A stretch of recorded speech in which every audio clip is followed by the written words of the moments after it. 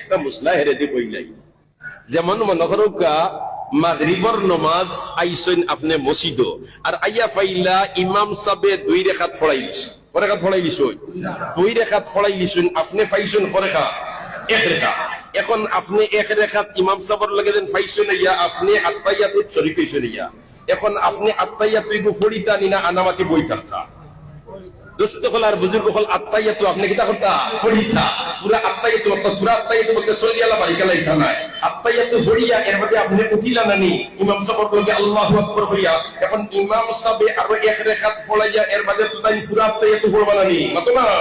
এই সময় আপনি কিতা করতা সূরা আত্তায়াতু পড়তা নিনা আদা আত্তায়াতু পড়তা বলতে না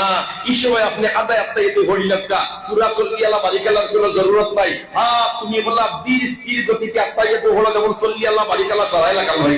সুবহানাল্লাহ ইস্তিগফার বুজুর্গ কলিখন ইমাম সাহেব তোমার ডাইনের ভাবে সালাম ফিরাইলা সালাম ফিরানির বাদে আপনি আল্লাহু আকবার বলে উঠিলা উঠার বাদে এখন আপনি আলহামদুলিল্লাহ লগে সূরা মিলাইতা নিনা সাক্কা আলহামদুলিল্লাহ উঠিতা বলতে না ইনো আপনি আলহামদুলিল্লাহ লগে সূরা মিলাইতা কারণ ইমাম সাহেবের লগে যে রাকাত পাইছেন এই রাকাত সূরা মিলাই না